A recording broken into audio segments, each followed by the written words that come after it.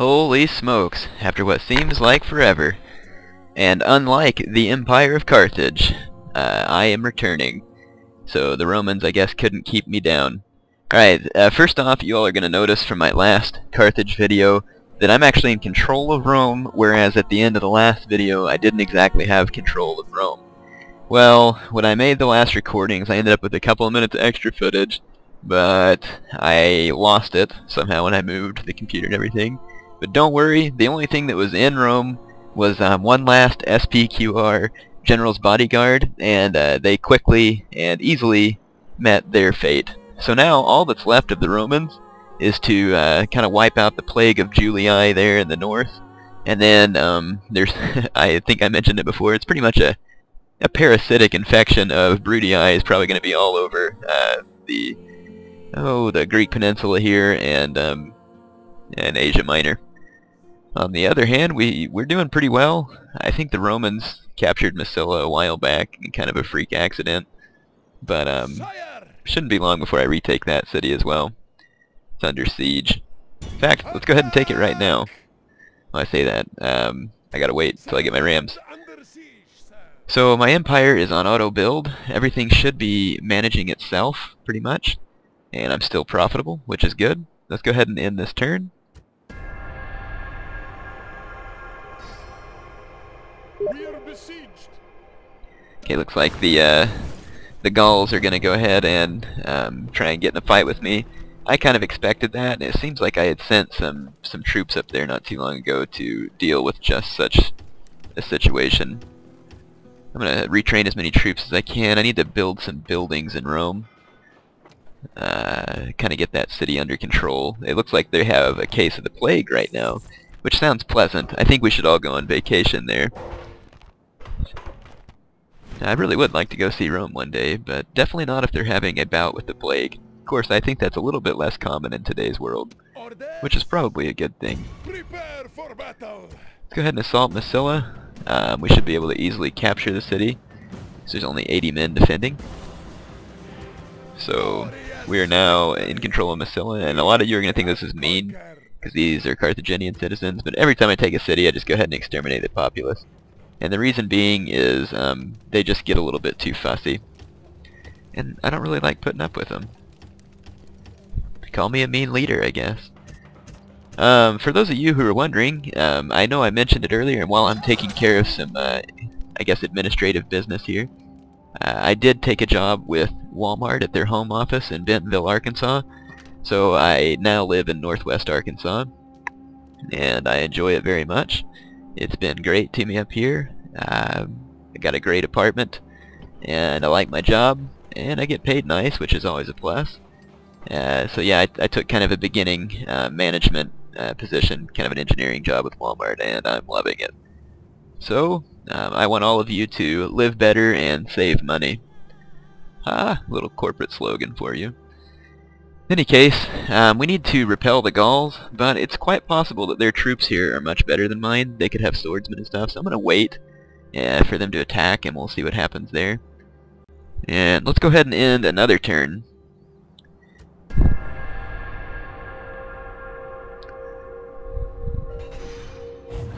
Okay, let's see what's been going on. Death stalks the land. I got a new faction member. Looks like Rome is still having a nice bout with the plague. That's good.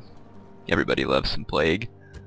I don't know, me retraining all these guys is semi-pointless because of the plague that's there, but I always do it. Just in case someone comes to attack. And I got a bunch of Sacred Band there that aren't going to be able to retrain until I get a city somewhere in Rome that has a awesome temple to Baal. That's the building you need to train Sacred Band.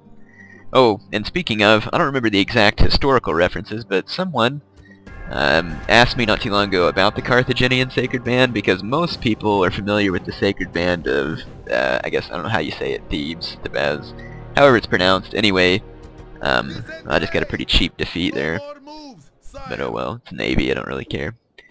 So yeah, the Sacred Band there, they were destroyed by Alexander, and I don't remember the name of the battle. I'm sure that a lot of you do, but in any case, that was where Alexander is one of his first great victories. He absolutely destroyed the Sacred Band of Thebes, and they hadn't been defeated in a long time.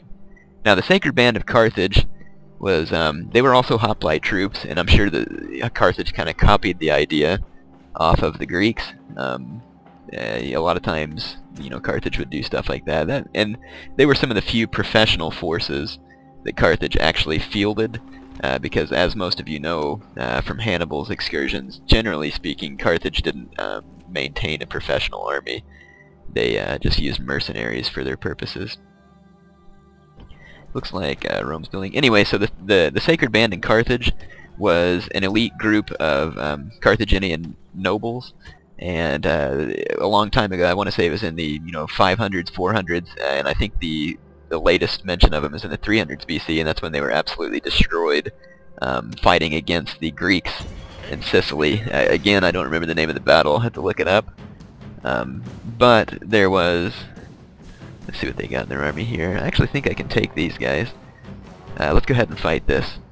And I'm just going to leave it on so I can continue my little story here. In any case, during the Carthaginians were pursuing the Greeks were really badly outnumbered, and the Sacred Band was in those troops. And the story has it that the Greek commander kind of set up a trap to where the Carthaginians would get down in the river crossing, and that was when they were going to stand their ground and fight. And so the Greeks did so. And a lot of the Carthaginian forces were able to either be destroyed by the Greeks or run away. The Sacred Band of Carthage supposedly stood their ground and fought to the very last man to the death. And yes, they were all destroyed, but it kind of went down in history for the Carthaginians as a moment of extreme bravery for those men. But yes, so the Sacred Band of Carthage was completely destroyed during that battle, and I believe that it was reformed after that, but eventually it just kind of was disbanded. Now, Sacred Band Cavalry... Sacred Band Cavalry continued on for all the way up and into the Punic Wars. In fact, one of the big reasons Scipio had an advantage at Zama was not only because the Carthaginians had lost a lot of their resources in the fight in Italy, but also because the Carthaginian Sacred Band Cavalry was not allowed to go and fight with Hannibal that day. And in the end, Scipio, actually that was the only time where Scipio had a cavalry advantage over Hannibal. But typically speaking, Hannibal had a cavalry advantage in every fight. I'm going to go ahead and fast forward because we're kind of running low on time. Let's get all my troops out here. I hate these sally battles because the enemy always just runs away. It's really annoying. Come on out, men. Hurry. Double time. Alright, we're going to move our troops over here to face the Gauls. Let's see, they got some war bands, barbarian peasants. I didn't see any swordsmen or chosen swordsmen. And granted, Iberian infantry that I'm fielding here really aren't that great, so I'm going to have to count on rear cavalry strikes in order to kind of seal the deal in this situation. So, let's get my Balearic slingers up here and let them work some of their magic. And let's take my cavalry out here to the flanks and see if we got any soft targets up here. I see a lot of skirmisher warbands. And I'm going to keep my Iberians close behind my Balearics, and I will leave them on skirmish. So hopefully my Balearic slingers can cause some pretty good damage to the Gauls. Look at this warband charging ahead of all the others. I mean, that's some just brilliant tactics by the AI. And they're going to sit here and first of all get hammered by my Balearic slingers probably. Yeah, there you go. Check out all those stones at the back. And you can see the numbers of the warband falling are pretty significant. I might run out of time before this battle's over, but we'll see if we can finish it up. I don't imagine the Gauls are going to last long. In fact, I kind of half expect them to just run away here in a minute.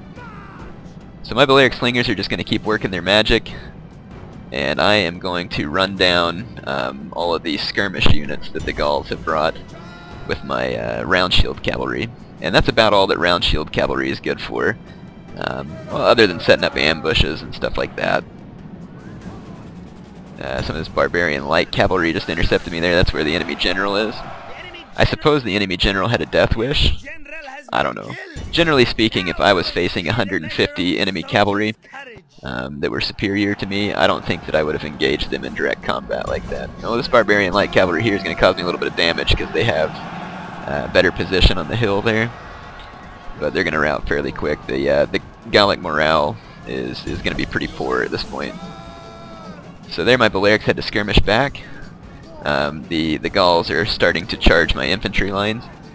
And at this point I'm going to go ahead and accept the infantry fight.